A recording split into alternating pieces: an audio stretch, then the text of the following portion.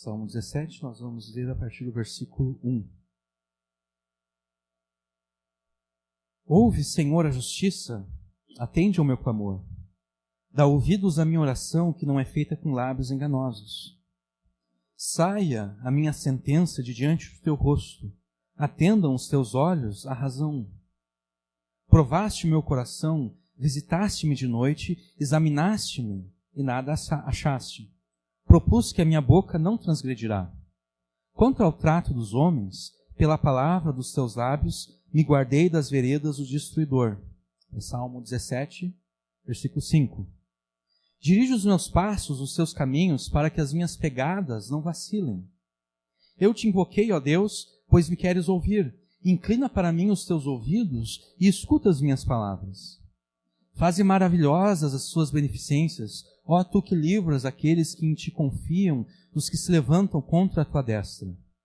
Guarda-me como a menina do teu olho, esconde-me debaixo da sombra das tuas asas. Dos ímpios que me oprimem, dos meus inimigos mortais que me andam cercando, na sua gordura se encerram, com a boca falam soberbamente. Têm-nos cercado agora nossos passos e baixaram os seus olhos para a terra. Parecem-se como o leão que deseja arrebatar a sua presa e como o leãozinho que se põe em esconderijos. Levanta-te, Senhor, detém-no, derriba-o, livra a minha alma do ímpio com a tua espada, dos homens com a tua mão, Senhor, dos homens do mundo, me livra, cuja porção deles está nessa vida e cujo ventre enches o teu tesouro oculto. Faça com que eles sejam fartos desse teu tesouro oculto, eles e os filhos deles comam desse tesouro oculto. Quanto a mim, contemplarei a tua face na tua justiça. Eu me satisfarei da tua semelhança quando acordar. Amém. Até aqui a palavra de Deus. Imagine que você esteja se sentindo prejudicado por alguém. Alguém esteja te prejudicando. E a única coisa que você pode fazer é processar essa pessoa. A única coisa que você pode fazer é entrar na justiça contra essa pessoa. Adiantaria você entrar na justiça contra esse teu inimigo se a verdade não estiver com você?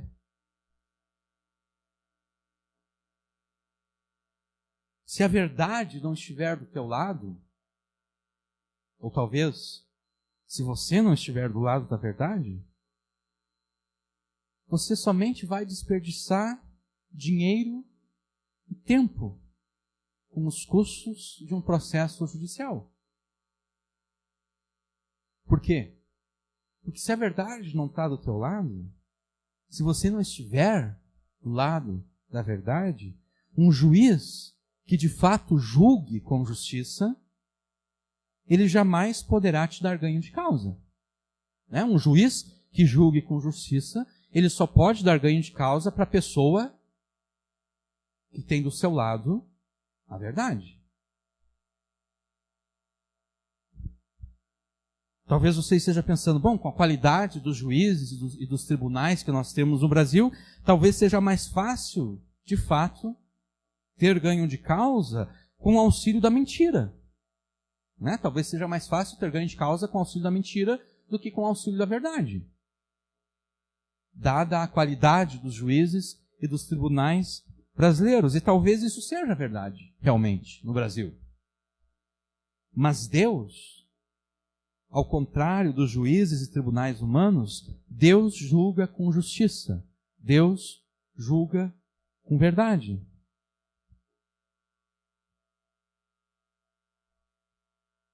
Mas por que isso seria importante para nós? Por que é importante para nós saber que Deus julga com justiça e com verdade?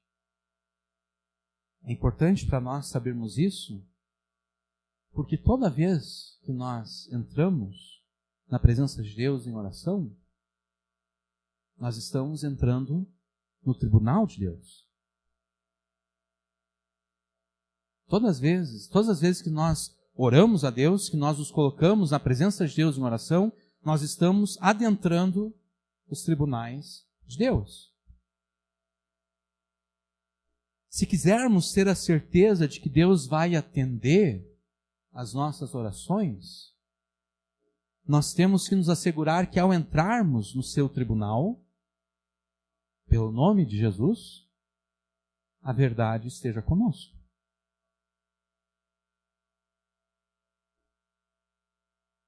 Se nós quisermos ter certeza de que Deus vai responder positivamente às orações que nós fazemos a Ele, nós devemos nos assegurar que quando nós entramos no tribunal dele, em oração, no nome de Jesus, a verdade está conosco. Nós temos que nos assegurar disso. Deus jamais vai responder positivamente a uma oração que não é feita com verdade.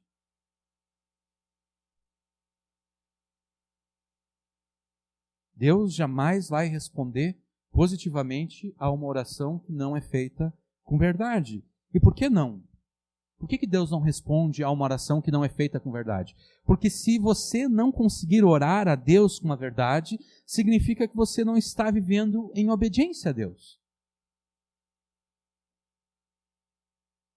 Só pode orar com a verdade do seu lado aquela pessoa que vive em obediência a Deus. E se você não obedece a Deus, se você vive de forma injusta,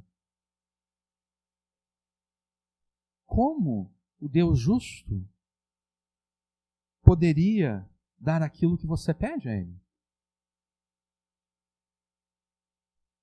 Porque lembre-se, você está no tribunal de Deus.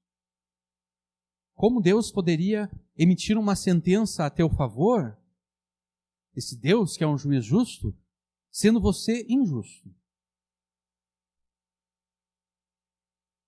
Talvez os tribunais humanos brasileiros, talvez eles emitam uma sentença favorável àqueles que são injustos. Mas Deus nunca faria isso. Deus jamais fará uma coisa dessas.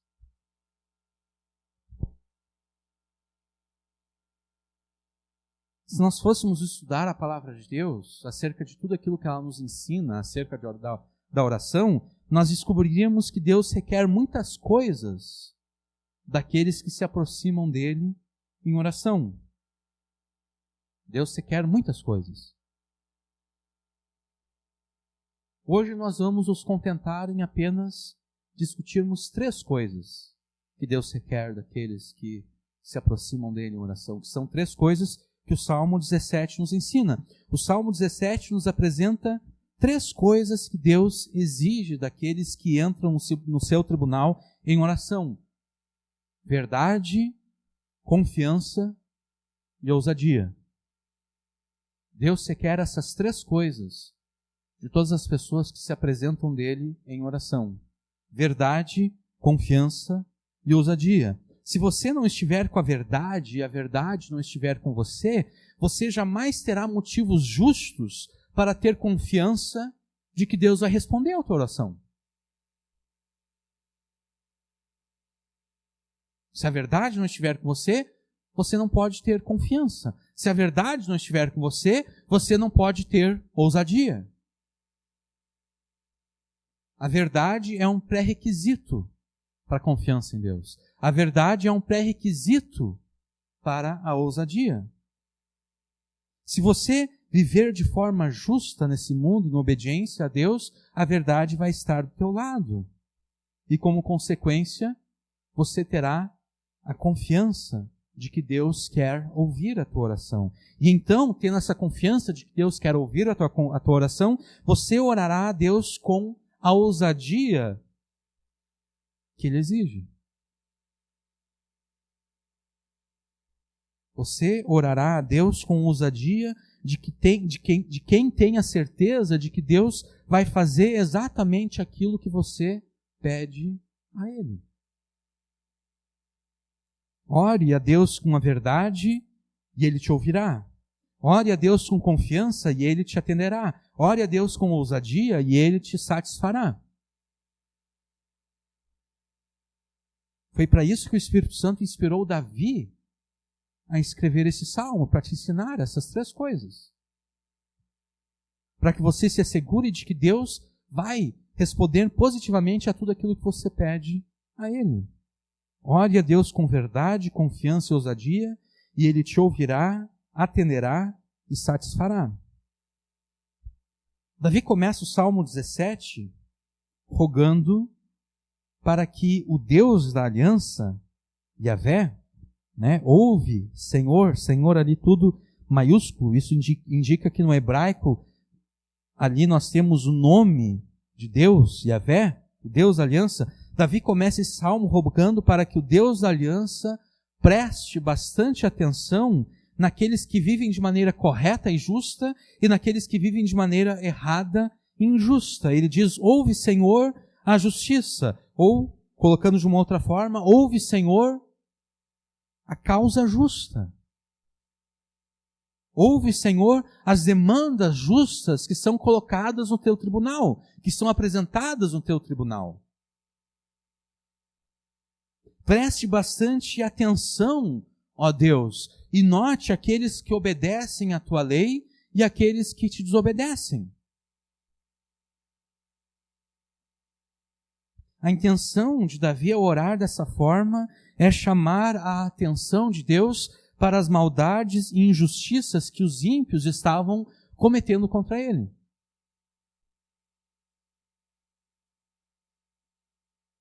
Contra ele, que é obediente a Deus. E por isso ele continua na metade do versículo 1. Atende ao meu clamor. No original hebraico, a palavra traduzida aqui como clamor, ela pode significar tanto gritos de alegria, como também gritos de tristeza.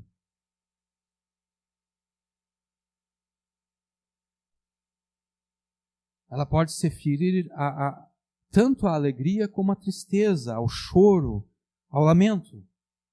Depende do contexto onde essa palavra se encontra. No contexto desse salmo aqui, obviamente, o sentido dessa palavra é um sentido negativo. Davi não está dizendo, dá ouvidos, ou melhor, atende aos meus gritos de alegria. Não. Atende ao meu gemido, atende ao meu lamento, atende às minhas lágrimas. Atende aos meus gritos de tristeza. Senhor Deus da aliança, faça alguma coisa a meu favor. Davi está dizendo. Faça alguma coisa ao meu favor, porque as injustiças que fazem contra mim me fazem lamentar, chorar e até mesmo gritar de tanta tristeza. Davi está dizendo a Deus. E então, no final do verso 1, ele pede: dá ouvidos à minha oração que não é feita com lábios enganosos. Ou colocando de uma forma positiva, dá ouvidos à minha oração que é feita com verdade. Se ela não é feita com lábios enganosos, quer dizer que ela é feita com verdade. Dá ouvidos à minha oração que é feita com verdade. Por que Davi faz questão de enfatizar que aquilo que ele fala e pede a Deus em oração não procede do engano? Por que Davi faz questão de enfatizar para Deus que aquilo que ele pede a Deus procede da verdade? Por que Davi faz questão de enfatizar isso? Porque toda oração é um apelo ao senso de justiça de Deus.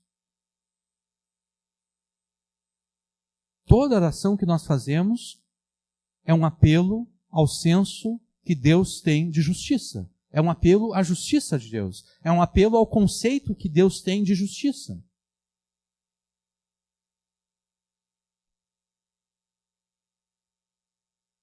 Isso fica claro bem no início do Salmo, quando Davi disse, preste bastante atenção a Deus, à justiça.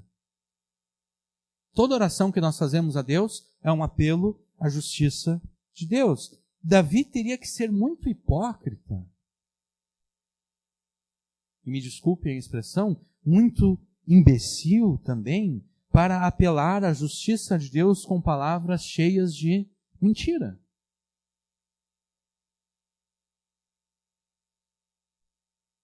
ele teria que ser muito hipócrita, muito idiota, de se aproximar de Deus, pedindo que Deus faça a justiça,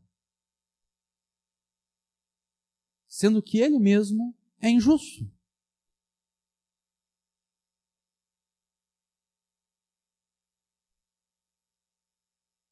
Nós temos que entender que toda vez que nós nos aproximamos de Deus em oração, nós entramos no tribunal de Deus, a partir do qual Ele julga a tudo e a todos, a partir do qual Ele emite sentenças. Se nós quisermos que Deus responda positivamente às orações que nós fazemos a Ele, nós temos que ir até Ele apoiados na verdade.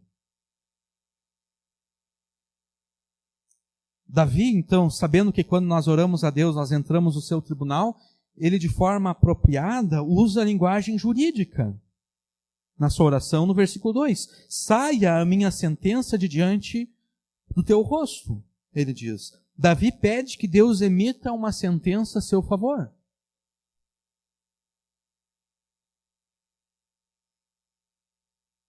E então, ele conclui o verso 2, dizendo que na sua sentença, Deus deve atender àquele que tem razão. Atendam os teus olhos à razão. Davi está dizendo que na sentença que Deus vai emitir, Deus não deve se atrever a desprezá-lo. Porque é ele, Davi, que pratica a justiça e está com a razão, e não os seus inimigos. É um tanto ousado. Exige um tanto de ousadia falar assim com Deus, né? Na tua sentença, ó Deus, não me despreze. Porque sou eu que sou eu que me comporto de uma forma justa, não os meus inimigos.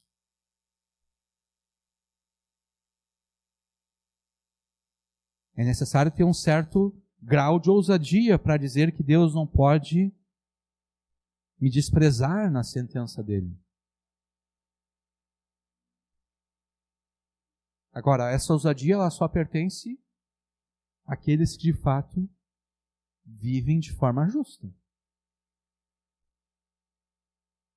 Porque, como eu disse antes, Davi teria que ser muito hipócrita para pedir que Deus faça justiça, sendo ele mesmo injusto.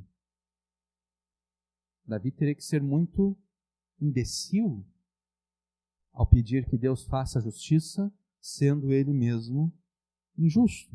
Davi, ele pode ser ousado por duas razões. Em primeiro lugar, ele está apelando mais uma vez à justiça de Deus. Davi está dizendo, o Senhor não pode desprezar aqueles que fazem a justiça. O Senhor é um Deus justo, o Senhor é um juiz justo. Como um juiz de toda a terra não faria justiça? Como juiz de toda a terra, aquele que há de julgar vivos e mortos? Como esse Deus poderia desprezar aqueles que o obedecem? Davi pode ser ousado porque ele está, mais uma vez, apelando à justiça de Deus, e em segundo lugar, porque ele sabe que, segundo a lei de Deus, ele está com a razão. Davi tem consciência de que, entre ele e os seus inimigos, é ele que está com a razão, porque é ele que obedece à lei de Deus, e não os seus inimigos.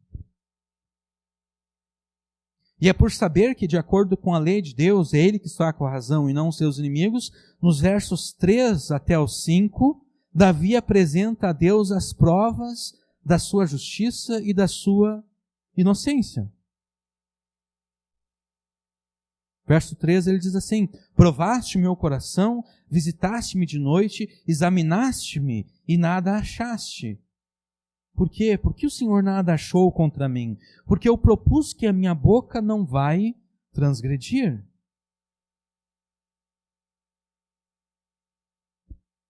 No versículo 3,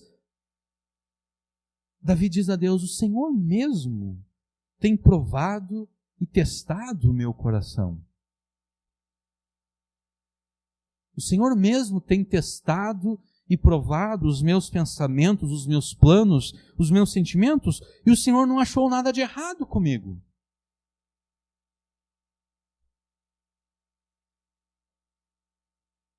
À noite, quando eu compareço ao templo para adorar e orar, o Senhor me examina de perto.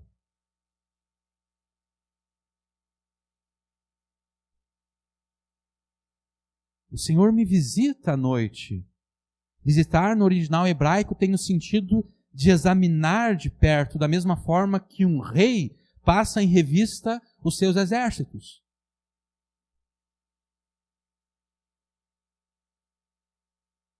O Gabriel aqui serviu o exército, né? Quando tu está em forma lá, tu tem que estar perfeito, né? Se tu não estiver perfeito, como manda o figurino, como se diz, os homens vão ficar bravos contigo, eles vão te xingar. Tem que estar tudo perfeito. Eles passam em revista as tropas para ver se está tudo como tem que ser. Esse é o sentido do que está aqui no versículo 3. Visitaste-me de noite. À noite, Deus visitava Davi, Deus examinava Davi de perto como quem passa em revista um exército, para ver se está tudo perfeito, tudo como deve ser. O Senhor me examina de perto como se estivesse passando em revista um exército, e nada de errado o Senhor achou em mim.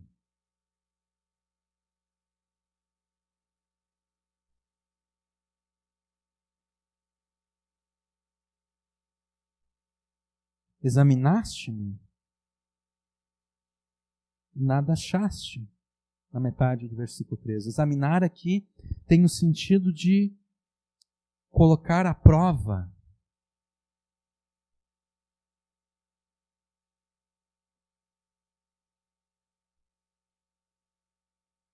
Tem o sentido de que tem ali algumas pepitas de ouro, de prata, e tu coloca elas no forno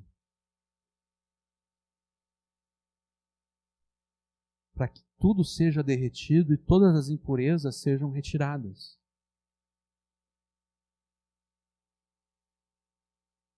O Senhor me colocou no fogo da provação como quem purifica o ouro e a prata. E ao me examinar, o Senhor não achou nada de errado em mim.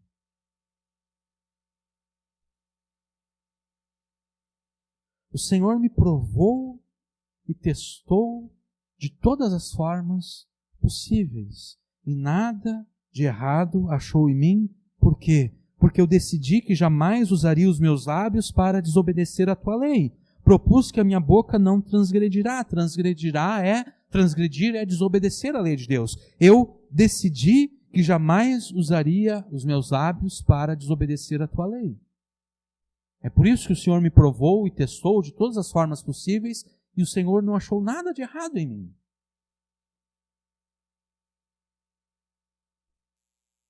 Versículo 4. Quanto aos tratos dos homens, pela palavra dos teus lábios me guardei das veredas do destruidor. Também decidi não ser igual aos pecadores, Davi está dizendo. Eu decidi que não vou ser igual às demais pessoas que pecam contra o Senhor. Por isso, por causa da tua palavra, eu evitei a todo custo imitar o estilo de vida daqueles que destroem a si mesmos e aos outros pela prática do pecado. Destruidor aqui são as pessoas que destroem a si mesmas e as outras com o pecado. Eu decidi que eu jamais vou ser igual a eles. Eu decidi que eu não vou imitar o estilo de vida dessas pessoas que destroem a si mesmas e aos demais pelo pecado. O versículo 5 aqui, a nossa tradução diz dirige, como se Deus estivesse dirigindo, mas a melhor tradução seria Davi dizendo, eu dirijo os meus passos, os teus caminhos, para que as minhas pegadas não vacilem. Eu me esforço para seguir o estilo de vida ensinado na tua palavra. E assim eu sigo firme em obediência a ti. Os meus pés não vacilam.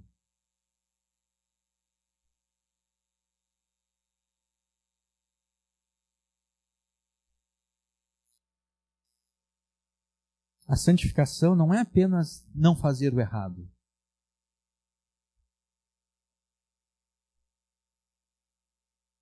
A santificação é deixar de fazer o errado e fazer o certo. Não basta não imitar o estilo de vida dos pecadores. no versículo 4. É necessário dirigir os passos pelos caminhos de Deus. Aquele que roubava, não roube mais. Mas não é apenas parar de roubar. É parar de roubar e começar a trabalhar para que possa ter com que repartir com aqueles que nada têm.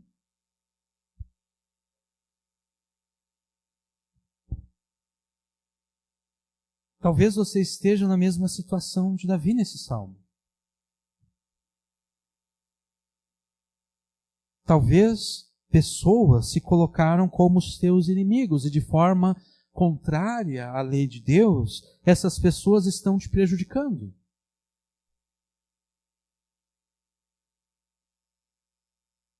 E essa situação, naturalmente, te faz lamentar, te faz chorar, te faz gemer de dor e até mesmo gritar de tanto sofrimento e tristeza. Ou talvez os teus inimigos não sejam de carne e osso.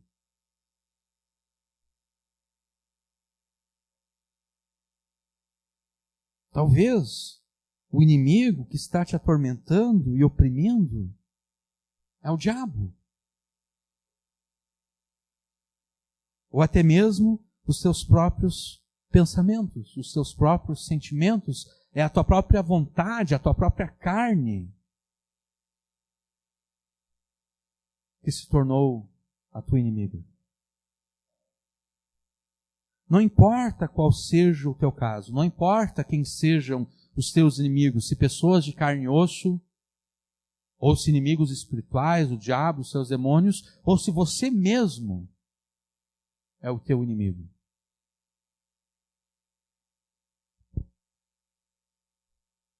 Se a tua circunstância te faz lamentar, se a tua circunstância te faz chorar, se a tua circunstância te faz gemer de dor a ponto de você ter ânsia de gritar para o mundo e para Deus a tua tristeza e o teu desespero,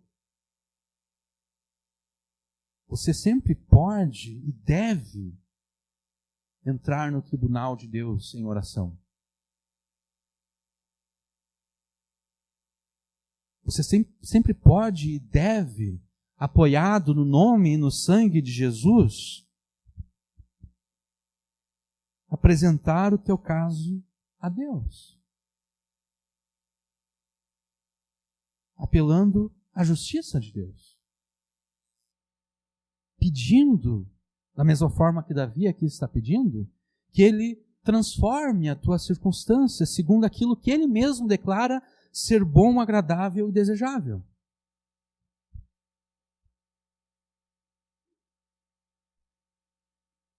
Mas assim como Davi, você deve se assegurar de que, ao orar a Deus, a verdade esteja do teu lado. Assim como Davi, você deve se assegurar que, de fato, a tua vida é uma vida justa. Porque, como nós dissemos antes, apenas uma pessoa hipócrita e um tanto quanto burrinha entraria na presença de Deus pedindo que Deus fizesse justiça, sendo ela mesma injusta.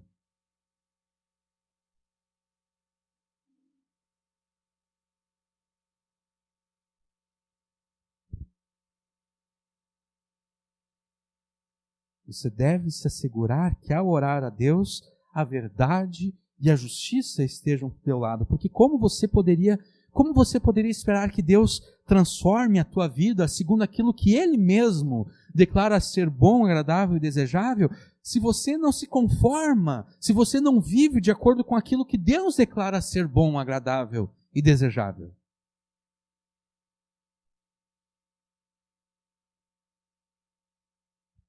Não faz sentido. Tudo aquilo que na tua vida te incomoda, te perturba, te entristece, te deixa desesperado, a ponto de você sentir vontade de gritar a Deus, ao mundo, a solução de todas essas coisas, elas se encontram na palavra de Deus.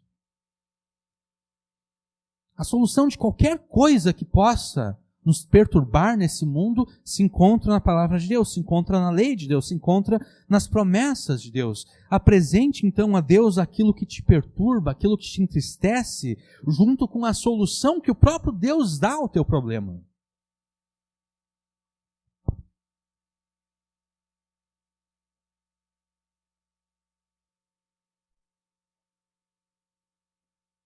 Encontre na palavra de Deus a solução que Deus dá ao teu problema e apresente o teu problema a Deus junto com a solução que Ele apresenta na sua palavra.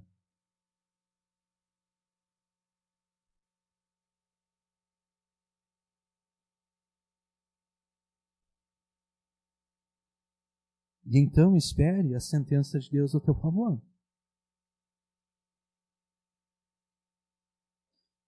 Em outras oportunidades, nós já falamos aqui acerca da importância de argumentarmos com Deus nas nossas orações. Argumentar de forma a justificar a Deus aquilo que nós estamos pedindo a Ele.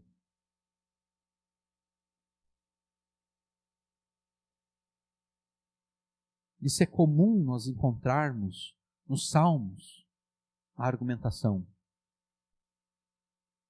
E até mesmo fora dos Salmos. Pense em Moisés. O povo de Israel está murmurando contra Deus no deserto. Está se rebelando contra Deus no deserto. E Deus vem até Moisés e Deus diz, eu vou destruir esse povo. Como é que Moisés ora? Moisés não diz simplesmente, não, Senhor, não destrua o teu povo. Moisés argumenta com Deus. Moisés diz, não. O que vai ser do teu nome e da tua glória se o Senhor destruir o teu povo? Porque os egípcios, eles vão ficar sabendo que o Senhor destruiu o teu povo e eles vão dizer, olha só, Deus até foi poderoso para tirar Israel do Egito, mas não foi poderoso para fazer com que Israel herdasse a sua herança lá em Canaã. Esse Deus é muito fraquinho, diriam os egípcios.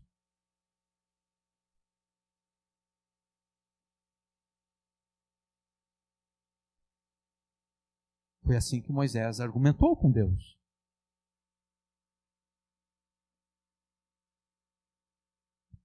Ou quando Abraão argumentou com Deus com relação à destruição de Sodoma e Gomorra. Deus diz para Abraão que vai destruir Sodoma e Gomorra, e Abraão diz, não, mas peraí, o meu sobrinho está lá. Eu sei que o meu sobrinho Ló, ele não é... Ele até é pecador, mas ele não é tão pecador quanto os moradores de Sodoma e Gomorra. O Senhor não pode destruir a todos, porque como é que o juiz de toda a terra vai destruir o ímpio junto com o justo?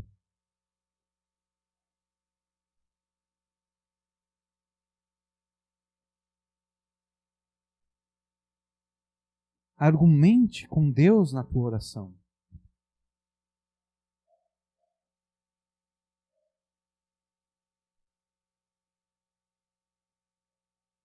E a gente poderia pensar, tá, mas por que Deus requer a argumentação? Não, pense em você, imagina você ter um filho pré-adolescente, daqui a pouco ele chega para ti e diz, pai, mãe, eu preciso de R$100, daí vai embora. Não te explica por que ele quer aqueles R$100. Dificilmente você daria R$100 ao teu filho ou à tua filha. Né? Porque um menino de 12, uma menina de 12, 13, 14 anos vai fazer com R$100?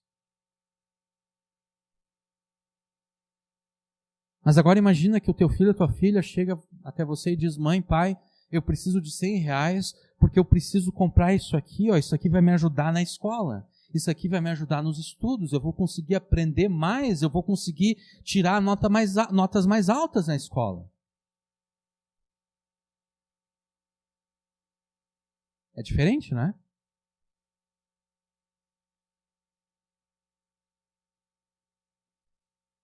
Agora você sabe que o teu filho, a tua filha não vai usar aqueles R$100 em qualquer besteira.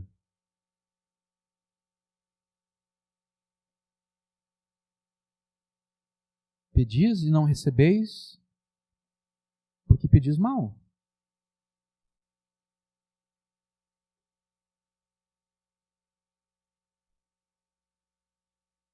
Como eu posso me assegurar que eu não estou pedindo mal a Deus? Como o Tiago fala. Argumentando.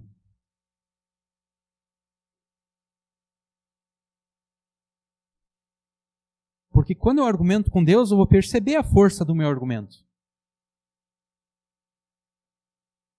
Né? Imagina, eu já tenho 3 carros e eu peço, Senhor, eu quero um 4º carro, porque eu quero que as outras pessoas sintam inveja daquilo que eu tenho. Tu vai perceber que, né? Tu vai perceber que não é um pedido justo que Deus vai atender.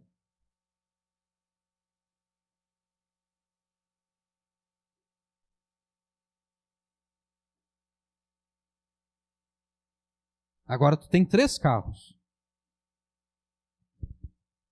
E tu precisa de um 4º, porque tu precisa trabalhar. O teu trabalho depende desse 4º carro.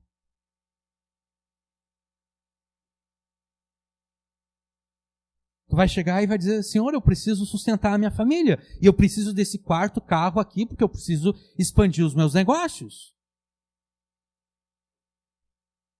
Eu me asseguro que eu não estou pedindo mal a Deus através da argumentação que eu uso com Deus.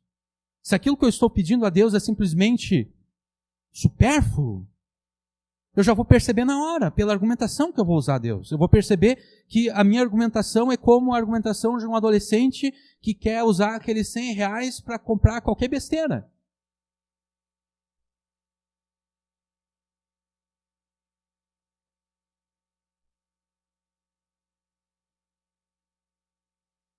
Eu me asseguro que eu não estou pedindo mal a Deus, argumentando com Deus na oração. Esse é um dos motivos. O outro motivo é exatamente para que a nossa fé seja edificada.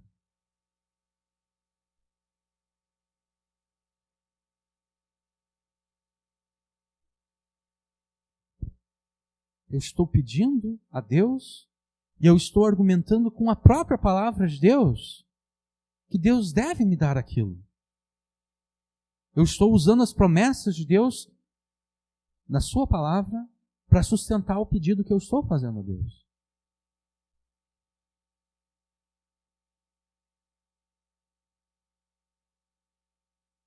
Argumente com Deus na tua oração, demonstrando a Deus como a própria palavra dele suporta, justifica os pedidos que você está fazendo a Ele.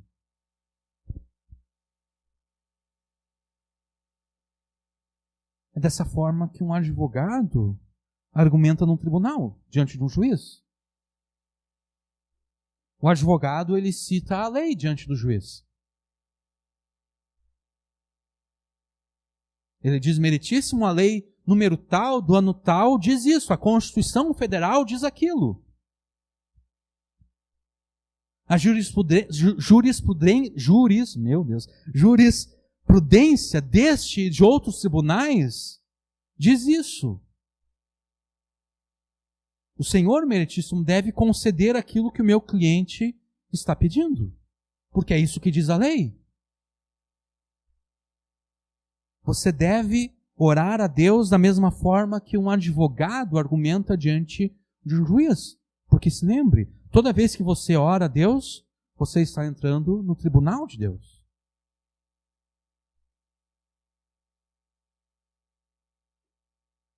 Ore a Deus como um advogado argumenta diante do juiz e mostre a Deus como a própria palavra dele garante a você aquilo que você pede a Ele. E aqui a gente vê a importância do estudo da palavra de Deus. Porque como eu vou saber que a palavra de Deus garante aquilo que eu estou pedindo a Deus, se eu não conheço a palavra de Deus?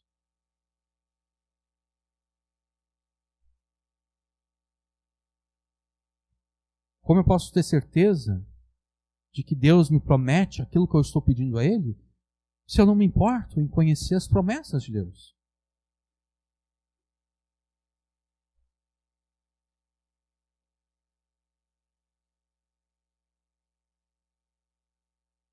É importante que você conheça a palavra de Deus.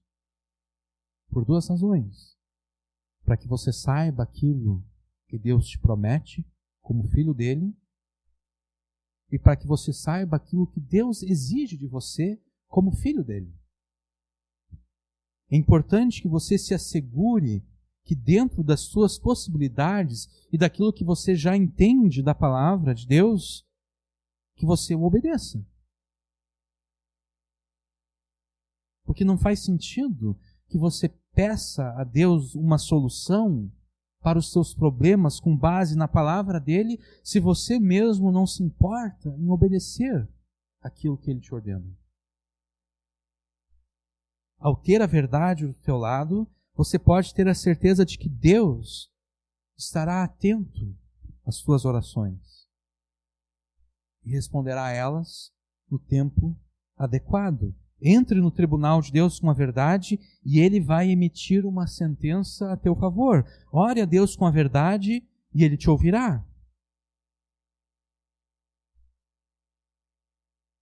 Mas muitas vezes não parece ser esse o caso. Muitas vezes, apesar de orarmos a Deus com verdade, a impressão que nós temos é que Deus não está nem um pouquinho interessado em nós. Essa é a impressão que nós temos. Mas essa nossa impressão, ela está errada, porque olha o que Davi afirma no versículo 6. Eu te invoquei, ó Deus, pois me queres ouvir.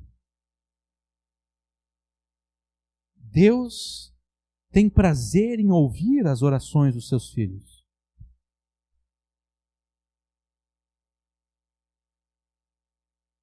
Ainda mais se as orações dos seus filhos são feitas com verdade e estão recheadas de argumentos bíblicos. O prazer de Deus em ouvir as orações dos seus filhos é equivalente ao prazer de um pai ou de uma mãe ao ouvir o seu filho falar.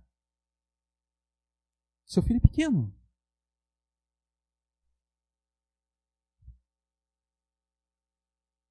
E assim como as crianças pequenas não sabem falar direito,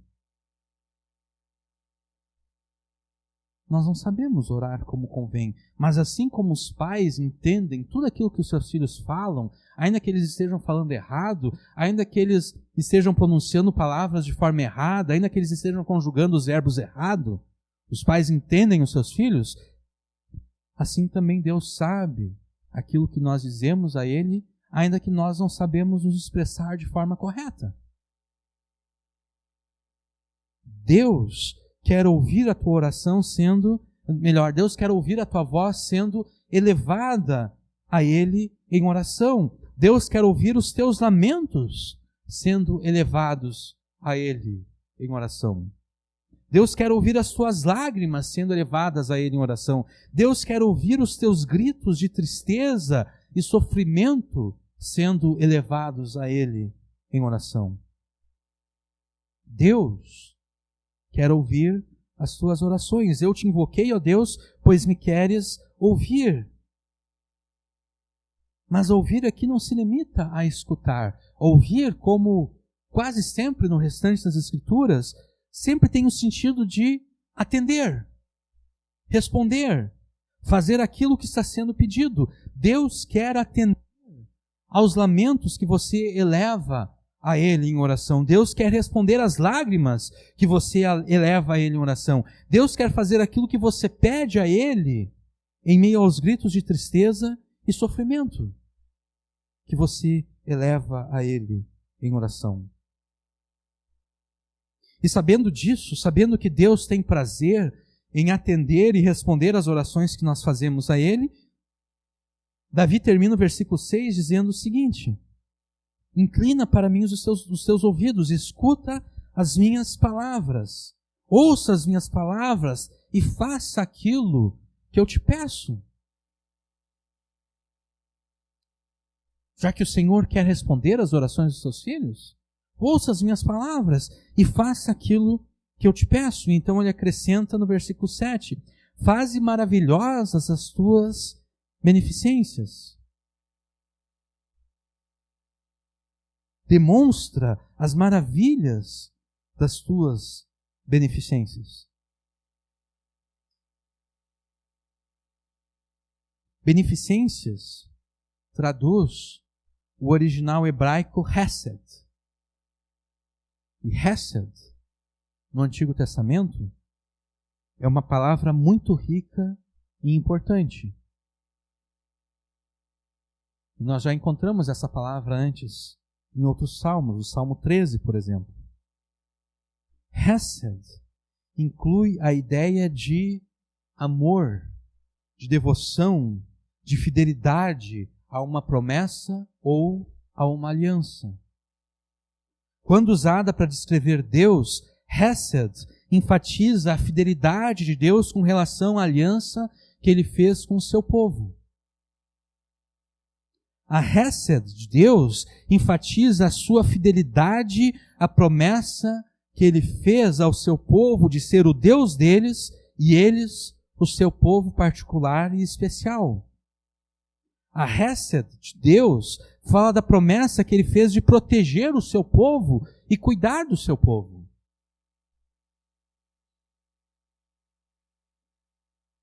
De forma resumida, a Hesed fala acerca do amor especial e exclusivo que Deus tem pelo seu povo por causa da aliança que Ele fez com eles. Já que sabe que Deus tem prazer em responder às orações de seus filhos, Davi pede que ao respondê-lo, Deus demonstre as maravilhas do seu amor fiel, especial e pactual que Ele tem pelo seu povo, que Ele tem pelos seus filhos. E Davi está certo em argumentar dessa forma, porque Deus, o Deus da aliança, se gloria em ser o salvador do seu povo.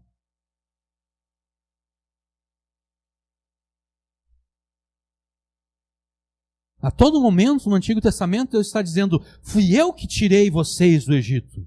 Fui eu que salvei vocês da terra da servidão. Fui eu que resgatei vocês. Deus se gloria de ser o salvador do seu povo. O Deus da aliança se gloria em salvar aqueles que confiam nele e buscam proteção daqueles que lhes querem fazer o mal. Termina o versículo 7.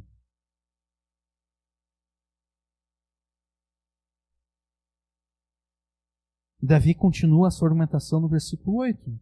Guarda-me como a menina dos teus olhos. Esconde-me debaixo da sombra das tuas asas. Já que o Senhor se gloria em ser o salvador do seu povo, me proteja como se eu fosse a menina dos seus olhos.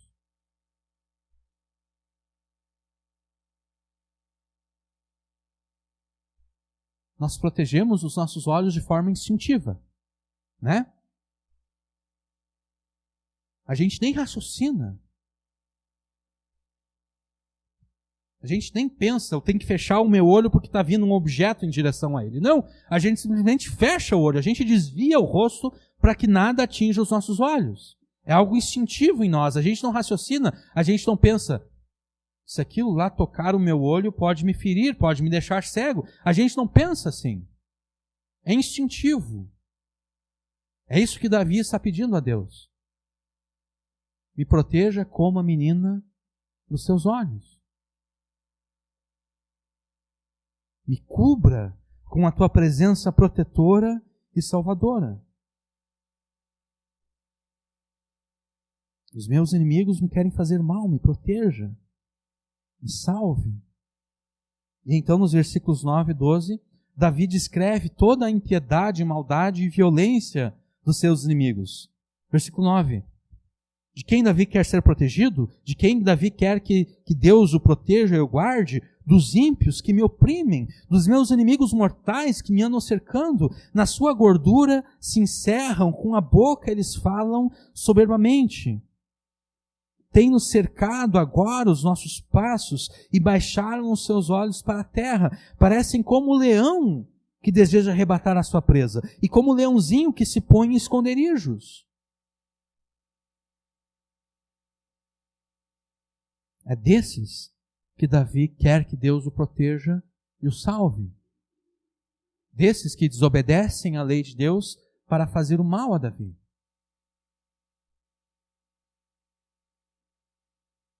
Não se deixe levar pela ideia satânica de que Deus não se importa com você.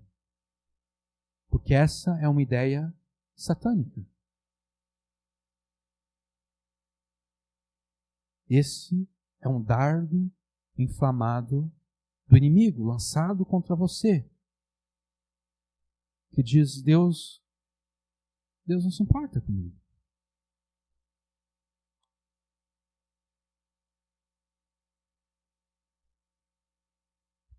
Não pense que Deus não está interessado em ouvir e responder às suas orações. Não pense que a aparente demora de Deus em te salvar significa que Ele se esqueceu de ti e não se importa contigo.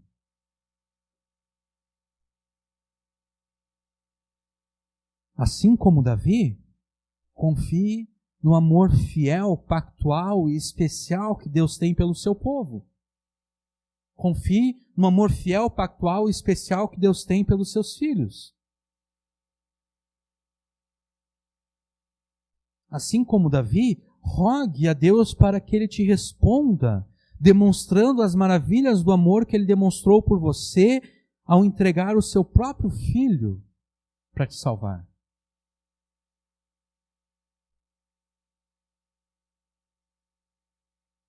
Porque se Davi podia ter certeza de que o Deus da aliança responderia às suas orações, ainda mais nós podemos ter essa certeza. Por quê? Porque a antiga aliança era ratificada com o sangue de animais. E era mediada por sacerdotes imperfeitos. Mas a nova aliança, ela é infinitamente superior. Ela é infinitamente superior em todos os sentidos à antiga aliança. Então, se Davi podia ter certeza que o Deus da aliança responderia às suas orações, ainda mais nós. Portanto, que podemos dizer diante dessas coisas? Se Deus é por nós, quem será contra nós? Aquele que não poupou nem o seu próprio filho, mas pelo contrário, o entregou por todos nós, como não nos dará também com ele todas as coisas?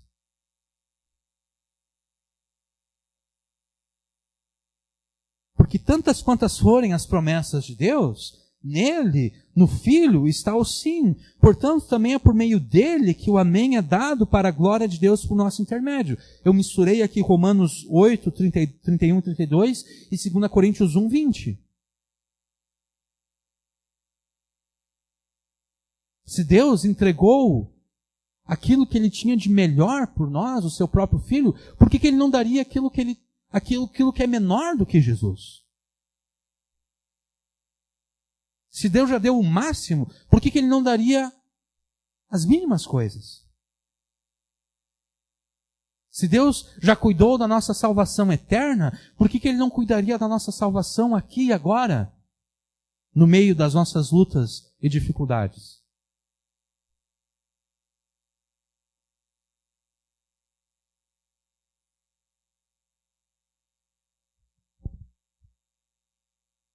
Tantas quantas forem as promessas de Deus, nele, em Jesus, essas promessas são sim para nós.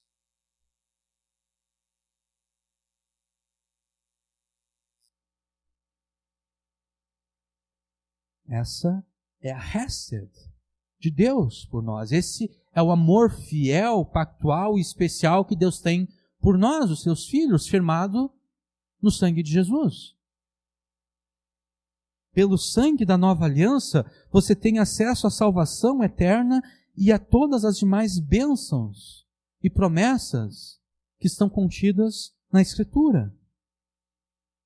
Assim como Davi descreveu aqui a impiedade e a violência dos seus inimigos, descreva para Deus todo o mal que você tem sofrido.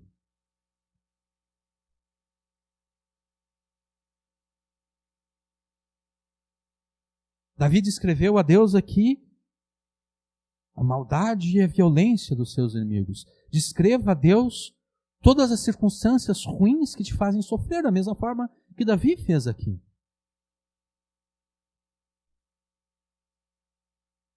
Descreva para Deus todo o seu sofrimento, todo o teu lamento, todas as suas dores, todo o teu desespero, tudo aquilo que te faz querer gritar de tristeza. E então, depois de ter descrito a Deus todas essas coisas, peça que Deus demonstre na tua vida as maravilhas de tudo aquilo que o sangue de Jesus conquistou para você.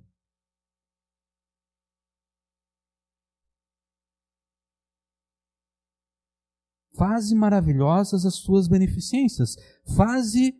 Demonstre a maravilha do teu amor fiel, pactual e especial.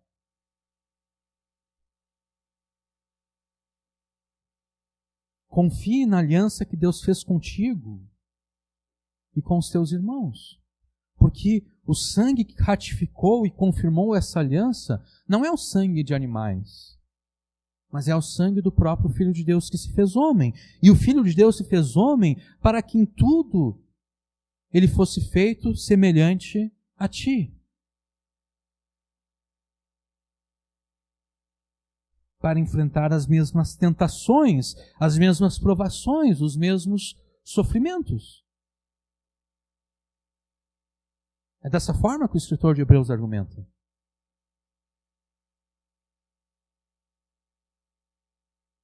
Em tudo ele foi feito semelhante aos seus irmãos.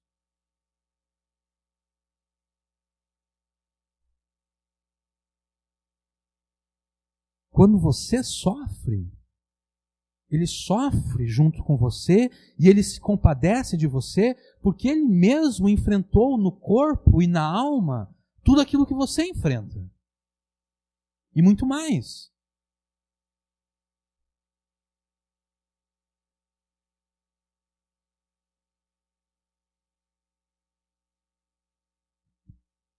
Aproxime-se então do trono da graça, confiando no Deus da aliança, e você receberá ajuda, auxílio e salvação no tempo oportuno. Estou parafraseando aqui o escritor de Hebreus. Não se deixe desencorajar pela aparente demora de Deus, porque Deus tudo faz formoso no seu devido tempo. Se dependesse de nós, nós teríamos tudo aquilo que nós queremos de Deus agora.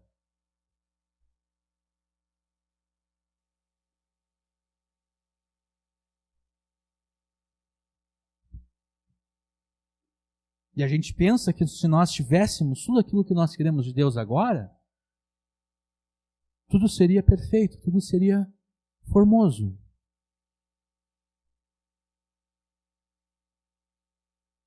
Mas Deus sabe melhor do que nós, né? Da mesma forma que um pai e uma mãe sabem o melhor para o seu filho, para a sua filha, Deus sabe o melhor para nós. Tudo Deus fez formoso no seu devido tempo.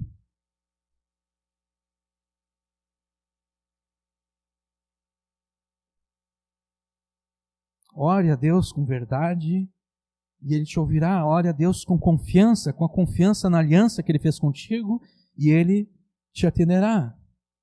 E confiando que a verdade está contigo e confiando na fidelidade de Deus, a aliança que Ele fez contigo, no sangue de Jesus, ore a Deus com ousadia. Olha a ousadia de Davi aqui, no versículo 13.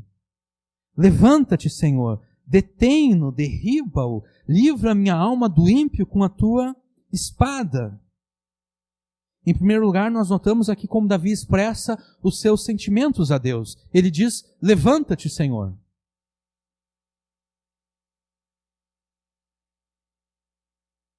Para Davi, parecia que Deus estava assim, meio que sentado, sossegado, com as pernas para cima, assim, como quem não quer nada, não se importando com o que está acontecendo.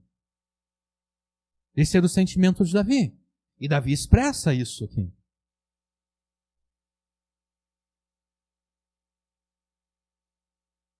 Ele diz, levanta-te. No Salmo 13, por exemplo, vocês não precisam abrir lá, mas no Salmo 13, nos primeiros 2 versículos, Davi faz 4 perguntas a Deus que começam com até quando? Porque a impressão que Davi tinha lá no Salmo 13 é que Deus havia se esquecido dele. Davi diz: até quando o Senhor vai se esquecer de mim?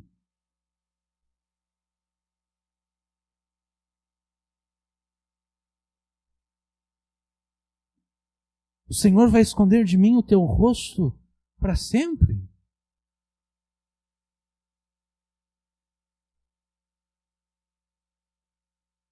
Em outros salmos, os escritores bíblicos demonstram a sua perplexidade diante da impressão que eles têm de que Deus está dormindo. Então eles escreveram: desperta, Senhor, acorda, o que o Senhor está fazendo aí? Está dormindo?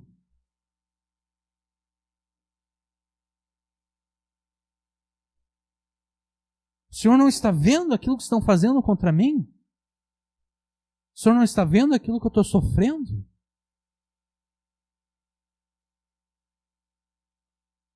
Aqui Davi escreve: levanta-te, Senhor. Chegou a hora do Senhor fazer alguma coisa. Chegou a hora do Deus da aliança tomar alguma providência contra os meus inimigos. Então Davi continua no verso 12: impeça-os de fazer o mal contra mim, derruba-os, mata-os com a tua espada, para que eu me veja livre deles. Livra minha alma do ímpio com a tua espada. A espada não é para fazer cosquinha, né? A espada não é um instrumento que a gente faz cosquinha nas outras pessoas, não. Espada ela é usada para matar. Davi está dizendo: mata os meus inimigos com a tua espada. E então ele diz no versículo 14, a nossa tradução aqui também é confusa, né? Eu vou colocar para vocês de uma forma que fique mais clara. Sim, Senhor, com a tua mão me livra dos homens mundanos, dos homens que desobedecem a tua lei para fazer o mal contra mim. Livra-me dos homens que buscam apenas a recompensa terrena do pecado. Já que eles buscam apenas a recompensa terrena do pecado, enche os seus ventres de tudo aquilo que o Senhor reservou para aqueles que te desobedecem. E aquilo que o Senhor preparou para eles como castigo e maldição, que isso recaia também sobre os filhos deles, até sobre as suas criancinhas pequenas.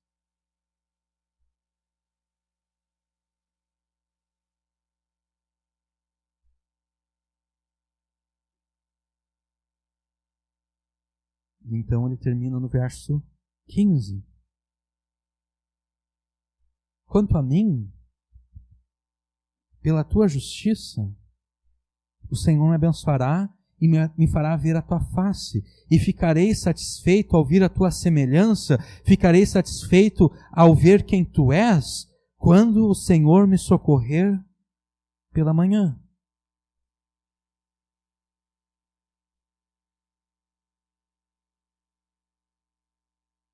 Esses dias eu li uma frase que dizia, eu não me lembro agora como a frase dizia literalmente, mas o sentido dela era mais ou menos assim: nem toda vitória se apresenta a nós com a aparência de vitória.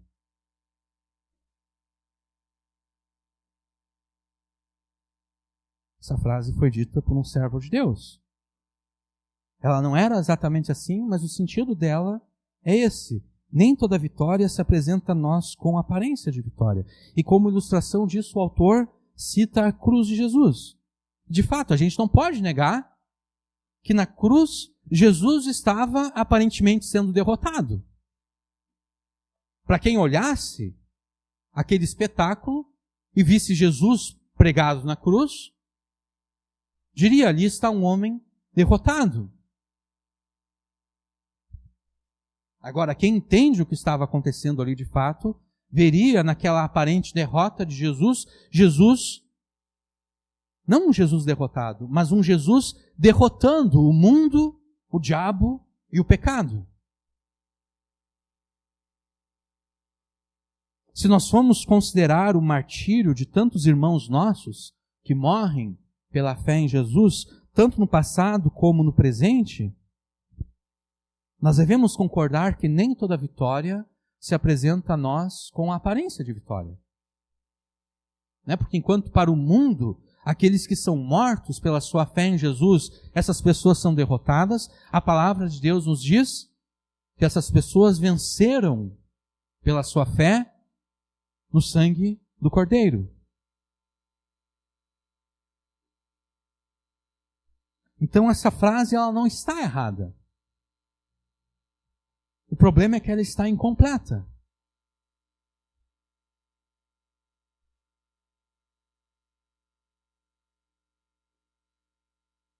A questão é que Jesus não permaneceu pendurado na cruz, né?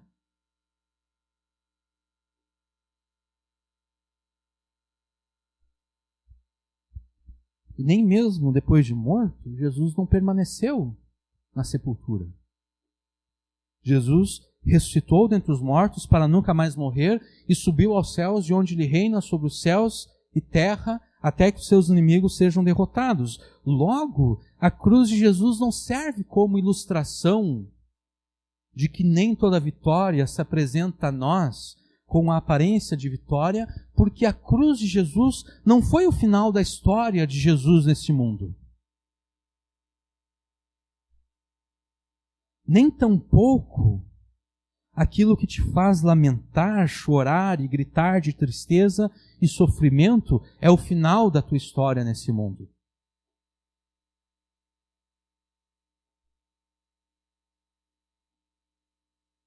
Se nem toda vitória se apresenta a nós com aparência de vitória, se isso é verdade, também é verdade que é o desejo de Deus que muitas vitórias tenham a aparência de vitória, como a vitória de Jesus.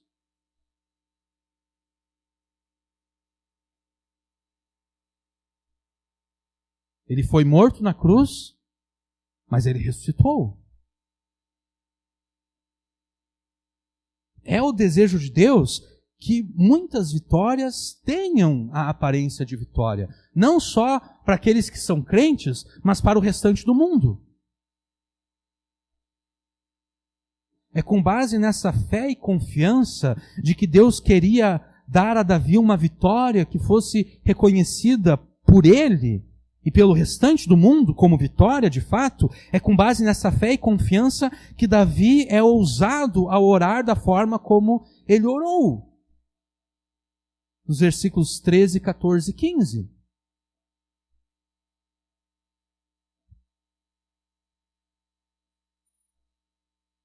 Nesses versículos, Davi não se contenta com uma vitória que não tem aparência de vitória. Nesses versículos, Davi pede a Deus uma vitória que tenha a aparência de vitória. Davi está pedindo que Deus derrote os seus inimigos.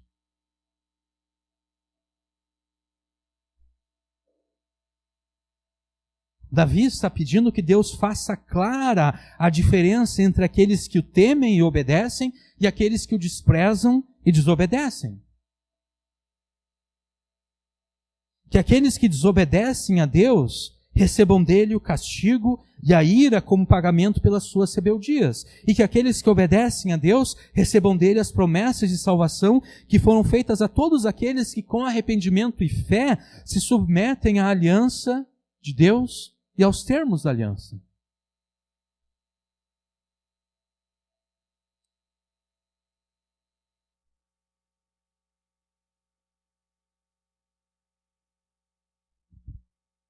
Não pense que a vitória que Deus quer te dar seja uma vitória secreta. Uma vitória que para o mundo parece derrota.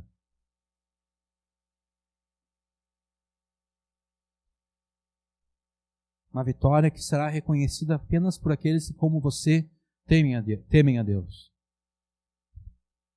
Deus quer usar a tua vida para mostrar a diferença entre aqueles que o obedecem e aqueles que o desobedecem.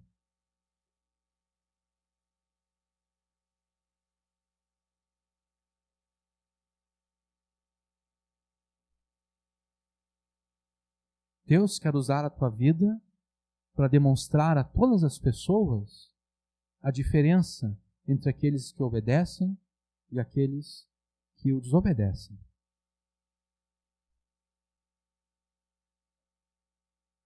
Então você, como filho de Deus, não pode se contentar com uma vida medíocre, com um casamento medíocre.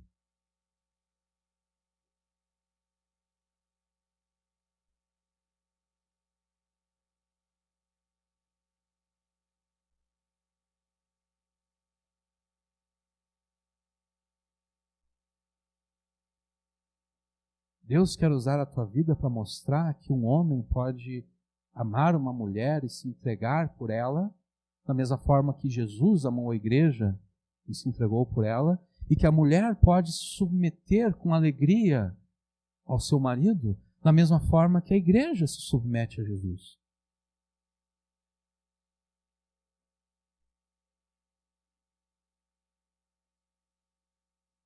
Deus quer mostrar nos casais crentes a diferença entre aqueles que obedecem e o temem e aqueles que o desobedecem e o desprezam.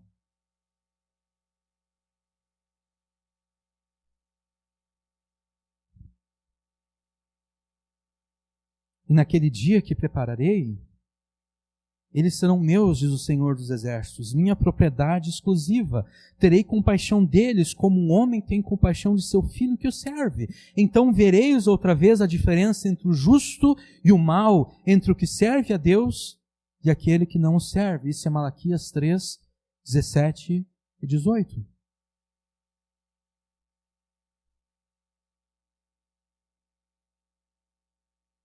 Deus quer demonstrar na vida dos seus filhos a diferença que faz a obediência a Ele, a diferença que faz o temor a Ele.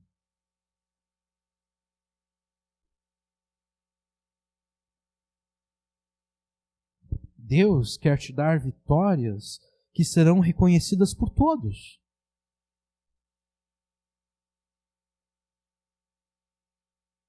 Não apenas uma vitória que, para aquele que não tem conhecimento bíblico, parece derrota.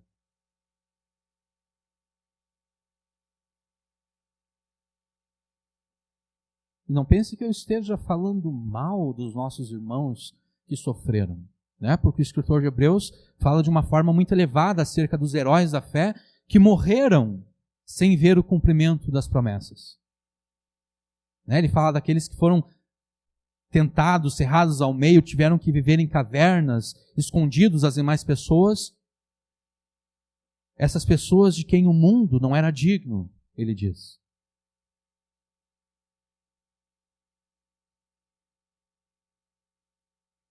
Eu não estou falando mal dessas pessoas. O que eu estou dizendo é que a gente não pode supor que o nosso destino é igual ao destino deles.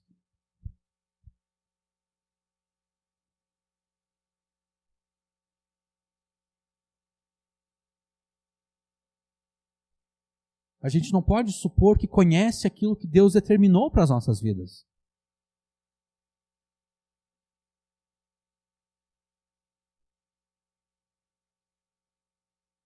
A vontade de Deus que nós conhecemos é aquilo que Ele nos revelou. Nós não temos o direito de supor conhecermos aquilo que Ele decretou que vai acontecer.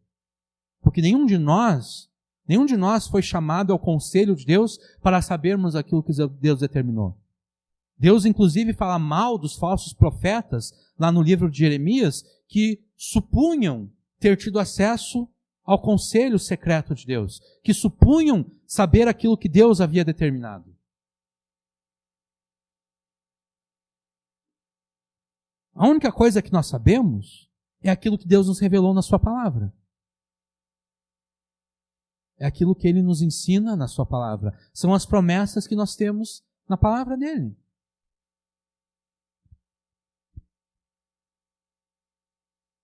Citando o apóstolo João, no final da sua epístola, no capítulo 5, se nós oramos conforme a vontade de Deus, conforme aquilo que a palavra de Deus declara ser a vontade dele, nós temos a certeza de que Ele nos ouve. E se nós temos a certeza de que Ele nos ouve, nós teremos a certeza de que nós vamos receber dele aquilo que pedimos a Ele.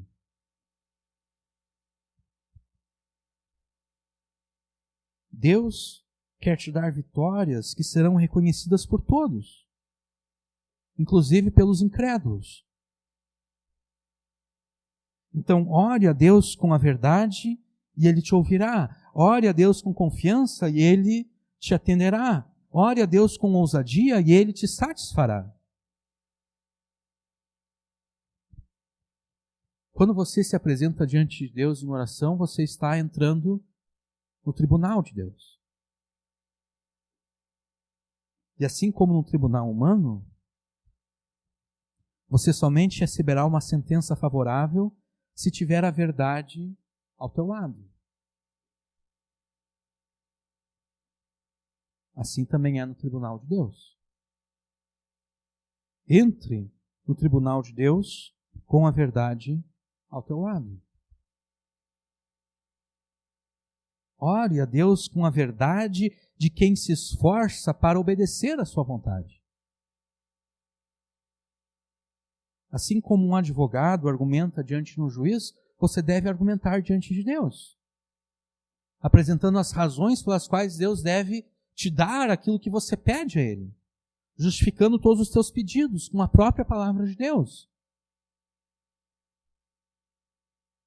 Porque como Deus poderia voltar atrás daquilo que Ele disse? Deus não é homem para que minta, né? Se Ele prometeu, Ele prometeu. Ele não pode voltar atrás daquilo que Ele prometeu. Mas como eu sei que aquilo que Ele prometeu é para mim bom, em Jesus, todas as promessas que existem da parte de Deus são sim.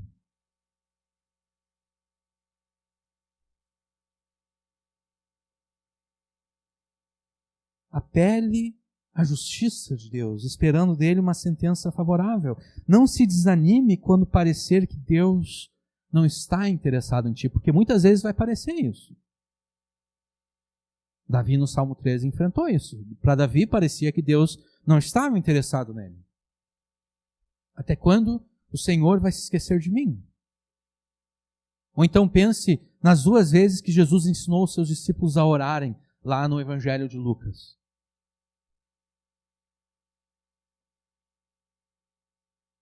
A primeira ilustração que Jesus usa, em Lucas 11, se eu não me engano, é daquele homem que precisa de pão.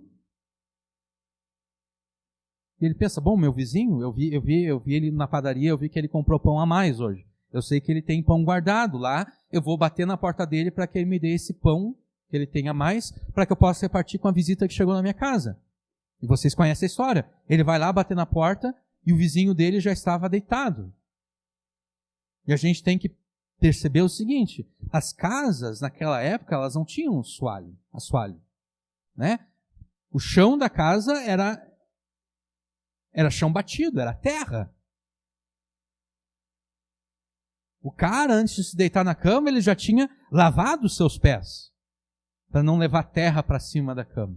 Né? Então é por isso que ele diz, eu já me deitei aqui, eu já estou deitado, como é que eu vou me levantar, sujar os meus pés de novo para te dar o pão, daí depois eu vou ter que limpar de novo os meus pés para me deitar na minha cama? Não posso fazer isso.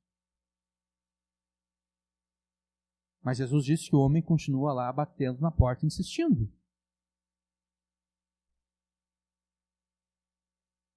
Jesus está falando ali exatamente da necessidade da insistência, na perseverança, quando parece que Deus não está nem aí para nós. E depois Jesus fala acerca daquela viúva,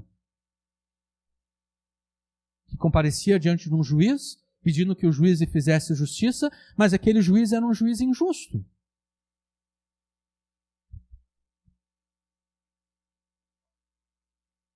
E ela ficava insistindo com o juiz, e o juiz dizia, não, eu não vou me incomodar com isso. Essa mulher não tem dinheiro, ele era um juiz injusto, né? Provavelmente ele vendia sentenças. Essa mulher não tem dinheiro para comprar uma sentença minha. Mas diz Jesus que a mulher incomodou tanto o juiz, que mesmo sem receber nenhum tipo de propina, ele pensou, é melhor eu julgar logo o caso dessa mulher aqui, porque eu nunca vou me ver livre dela. Essas são 2 imagens não muito favoráveis a Deus, né? Deus Parece que Deus é esse amigo que não está disposto a repartir conosco o pão. Parece que Deus é esse juiz injusto que não está disposto a julgar a nossa causa. Mas a verdade não é isso que Jesus está mostrando. O que Jesus está mostrando é que mesmo um amigo, assim, mesmo um amigo que não tem tanto apreço pela amizade,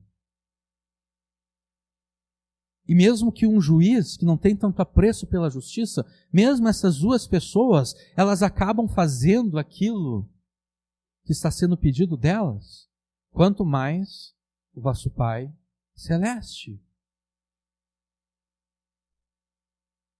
vai fazer por vocês. Só que é necessário insistência, é necessário perseverança.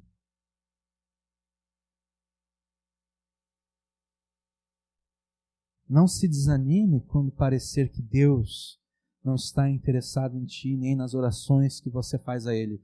Porque Deus tem prazer em ouvir as orações dos seus filhos. Mais do que ouvir, Deus tem prazer em atender às orações dos seus filhos. Então apresente a Deus os teus lamentos, as tuas lágrimas, a tua tristeza, o teu desespero. Eleve a Deus em oração todas essas coisas. E junto com essas coisas, coloque diante de Deus também aquilo que a palavra dele apresenta como solução para os seus problemas. Confie na aliança que Deus fez contigo no sangue de Jesus, sabendo que por meio dessa aliança, todas as bênçãos e promessas de Deus pertencem a ti. Então seja ousado nas suas orações. Da mesma forma que Davi foi ousado.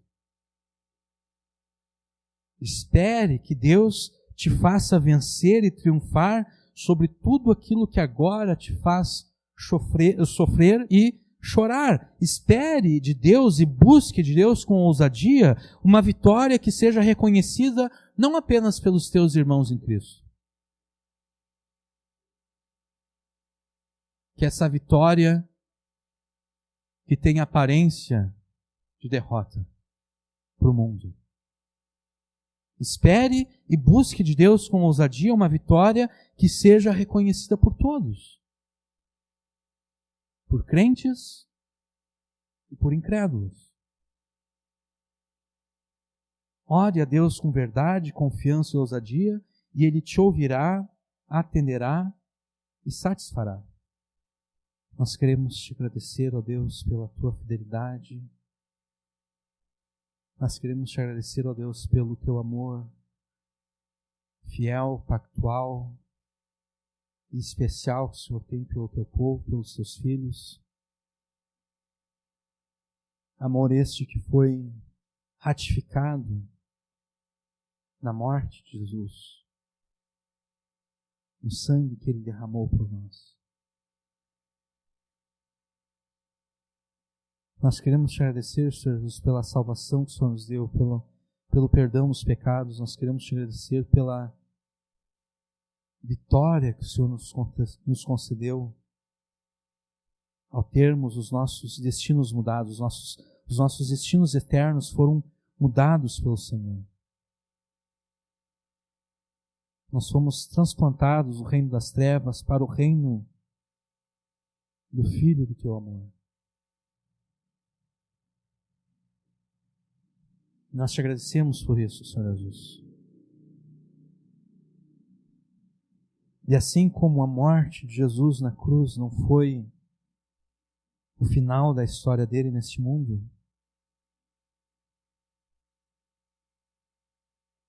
nós te pedimos, Senhor Jesus, que as circunstâncias que nos fazem sofrer, que nos fazem chorar, as circunstâncias que nos fazem gritar de tristeza e desespero, que isso não seja o nosso final neste mundo. Assim como o Senhor concedeu a Jesus uma vitória final e triunfante, uma vitória que pode ter sido testificada e testemunhada por todos. Nós te pedimos, Senhor Jesus, que o Senhor também nos dê vitória. Não uma vitória que não tem aparência de vitória. Não uma vitória que para o mundo parece ser derrota.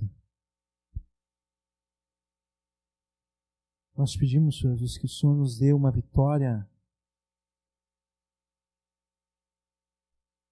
que seja reconhecida por todos como vitória.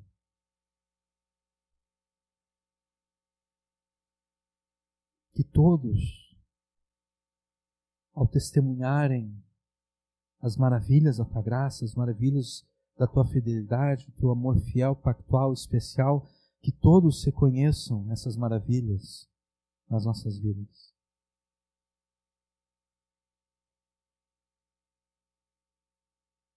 Que assim como o Senhor cuidou da nossa salvação eterna, o Senhor também cuide da nossa salvação em meio à dificuldade, em meio à tribulação, em meio à provação.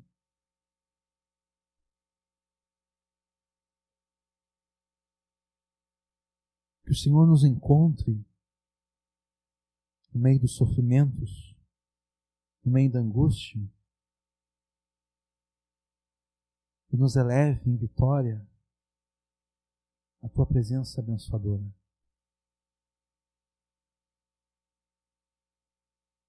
Que a todos fique claro a vitória que o Senhor nos deu.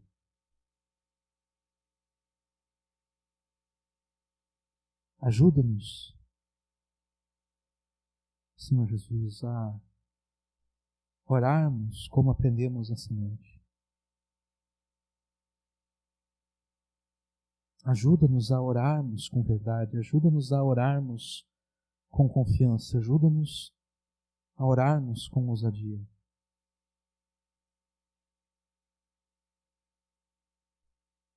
Ajuda-nos a encontrarmos na tua palavra as promessas que garantem a tua vitória nas nossas vidas. E ajuda-nos a confiarmos nessas promessas.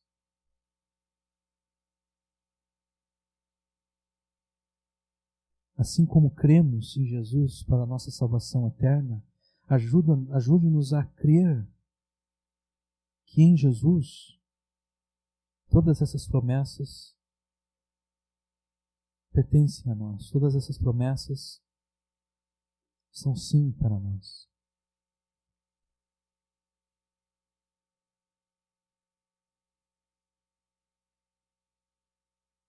Que a nossa fé possa ser edificada, Senhor Jesus, que a nossa confiança em Ti possa ser fortalecida, que a nossa esperança possa ser renovada.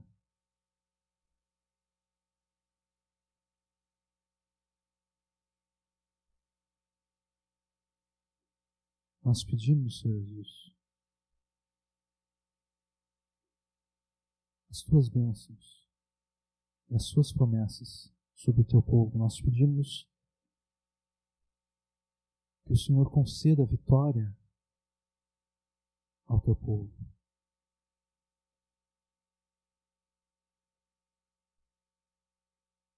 Uma vitória que seja reconhecida até mesmo pelos incrédulos. Nós pedimos, Senhor Jesus, que o Senhor nos despeça agora com a Tua graça, com o Teu amor, com a Tua misericórdia, que o Senhor nos proteja de todo mal, que o Senhor nos defenda de todo ataque satânico, de todo dardo inflamado do maligno, que o Senhor nos proteja de todo mal. Que nós possamos chegar às nossas casas e dormirmos o sono dos justos, o sono daqueles que confiam em Ti, o sono daqueles que sabem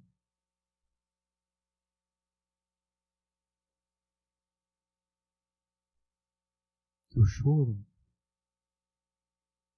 pode até durar a noite inteira,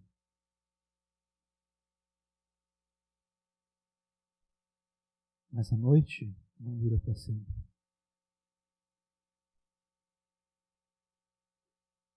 Em algum momento o sol tem que raiar.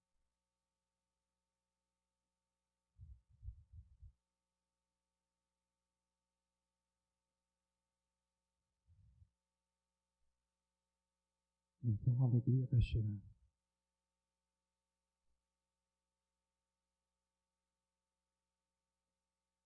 Ajude-nos a estarmos alegres já em antecipação a essa alegria, a essa vitória. Que amanhã de manhã, Senhor, nós possamos nos levantar confiantes em Ti e cumprirmos as nossas responsabilidades e tendo a esperança